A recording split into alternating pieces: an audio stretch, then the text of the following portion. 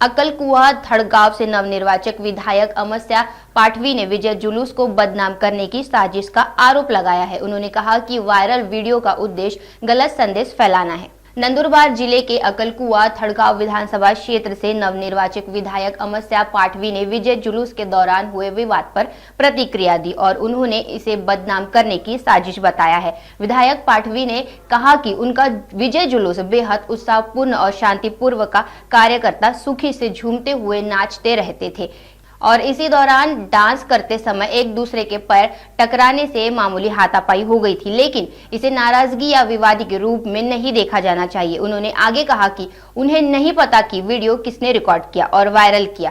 उनका मानना है कि इस वीडियो के माध्यम से विजय जुलूस को बदनाम करने और उसके खिलाफ झूठी कहानी गढ़ने की कोशिश हो रही है। ते विजय रॅलीमध्ये आनंदाने लोक नाचत होते।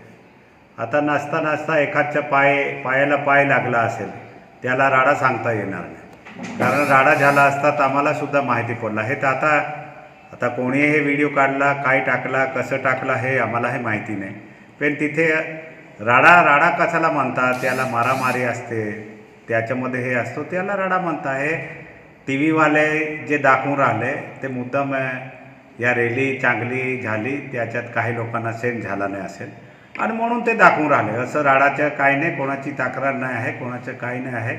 एकदम चांगल्या रीतीने खापर अक्कलकुआमध्ये चांगल्या रीतीने नाचले कूदले।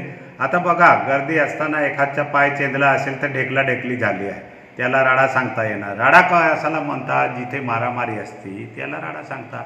म्हणून हे कोणीतरी बदनाम करण्याचे काम करत आहे, त्या बदनाम करण्याच्या मागे कोणी लागायचे नाही। आपली रॅली एकदम चांगली झाली आहे, उत्साहाने झाली आहे, कोणाला काय गालबोट लागला नाही। म्हणून माझी सर्वांना हे विनंती आहे, हे खोटी अफवा पसवायचे काम करायचे नाही, हेच माझी नम्र विनंती आहे।